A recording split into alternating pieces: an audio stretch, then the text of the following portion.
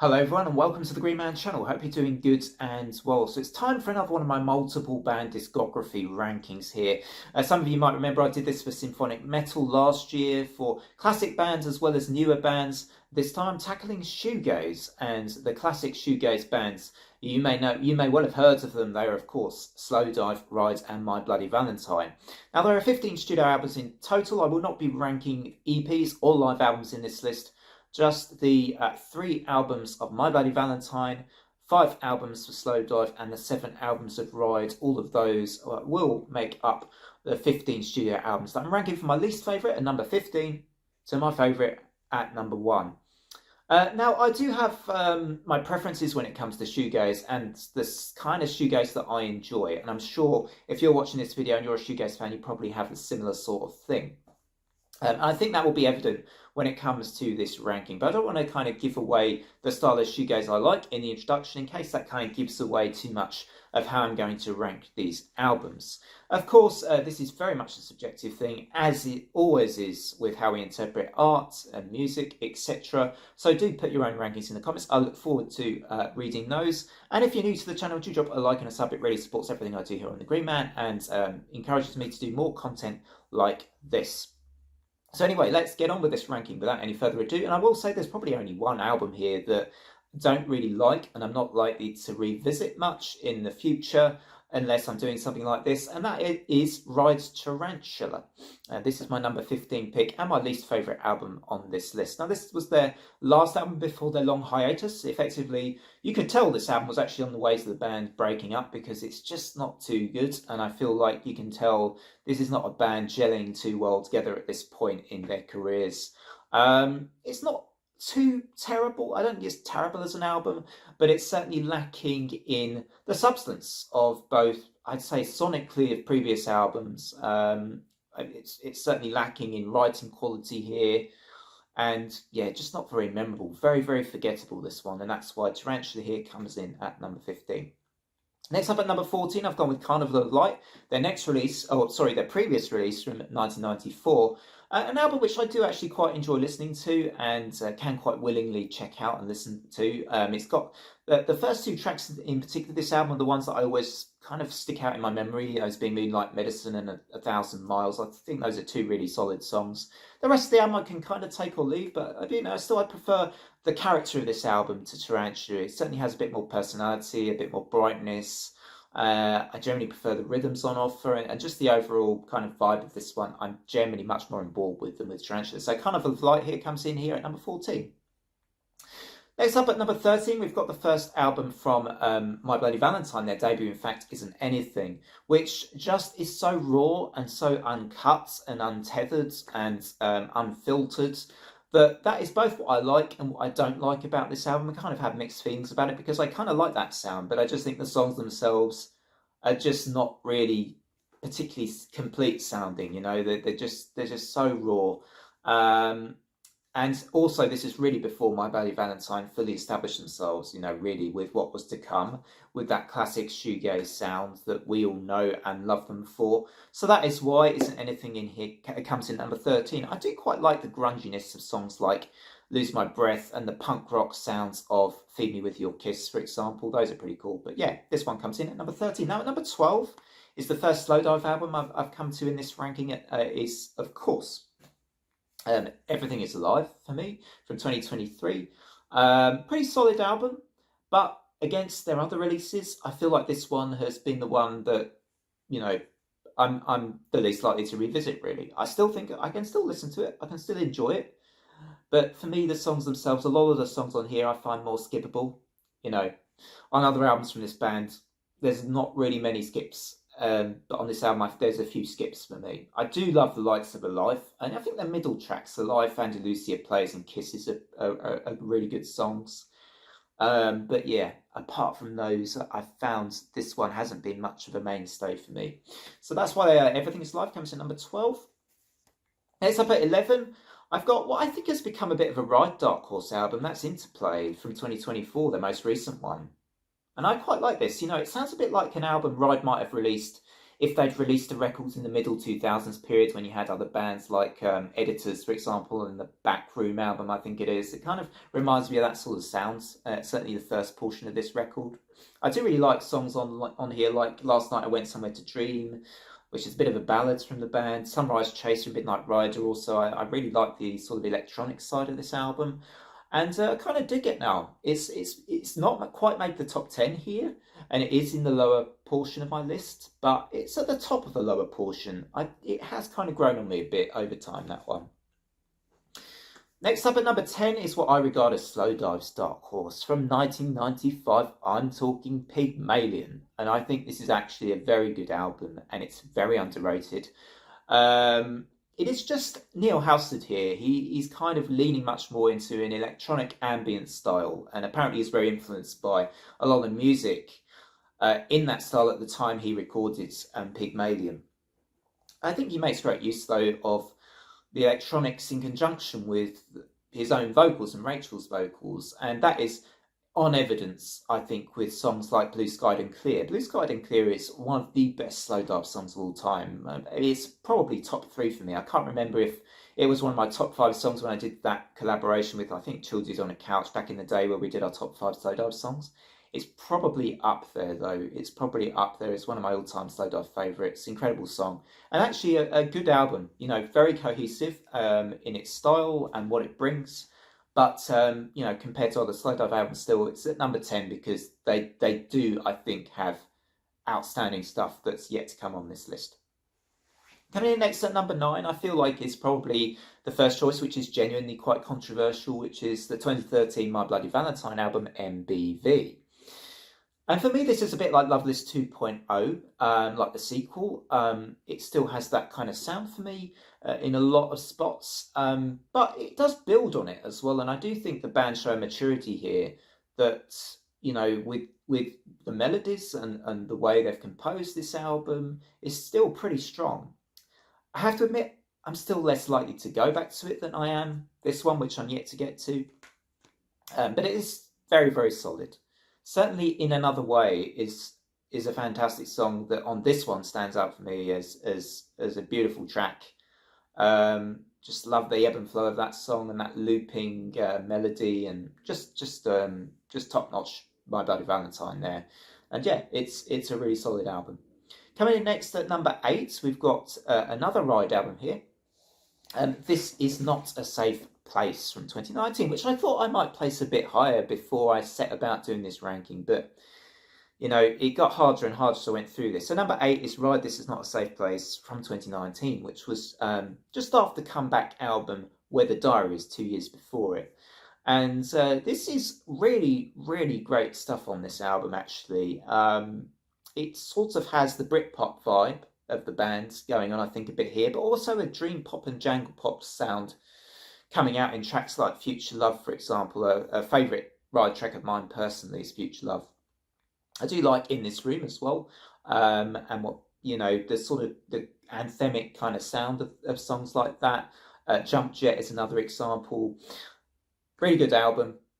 My number 8, but there are the Ride albums I think I like slightly more. And so my number 7 is next.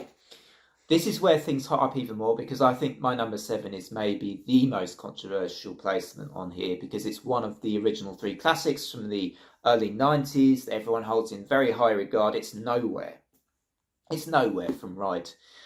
And I do still love this album. You know, I really, really, really enjoy it. But, you know, sonically, I think it's, well, you know, its textures are gorgeous, and you can see why it's regarded as one of the best shoegaze albums, or one of the classics for all time's sake.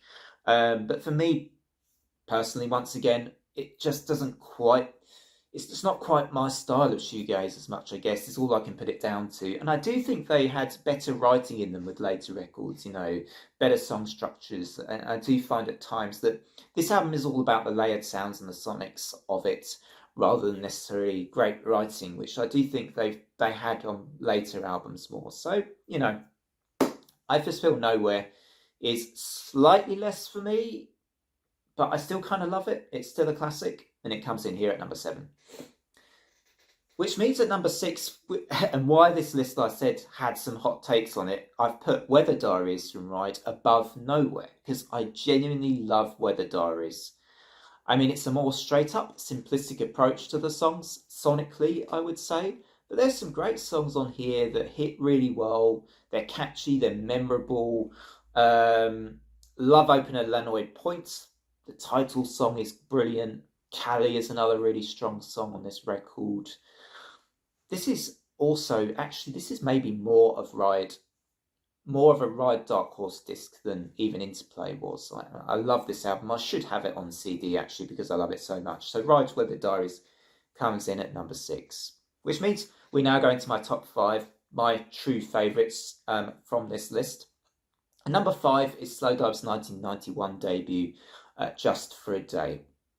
This is such a lush album. It's so beautiful sounding. You know, the reverb, the way it washes over you is super warm. And I feel like the strength of this album is probably, you know, the way it delivers its sonics, the way it's produced, and the way the vocals are seamlessly travelling within the sound of this album from start to finish pretty much. And I feel like it's very consistently good and what it does as well.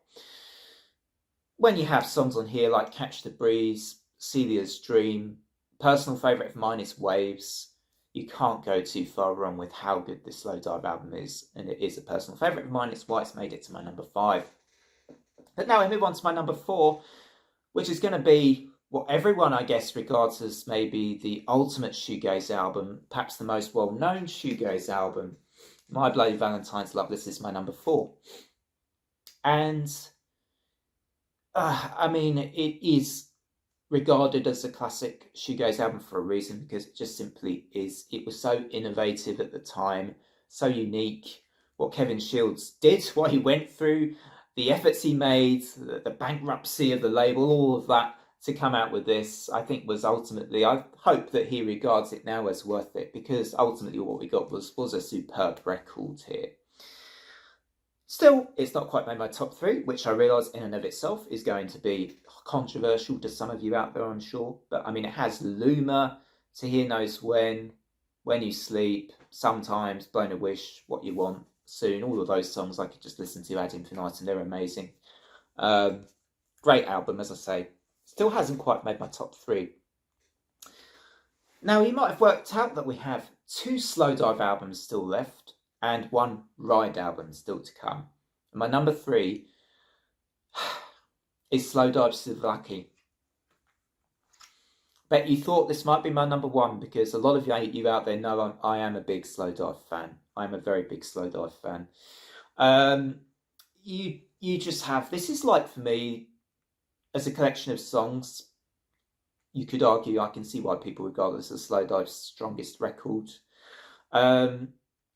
Came out in 1993, of course, which I'd say was actually kind of at the latter part of the latter end of the initial shoegaze movement, you know, the initial kind of wave of it.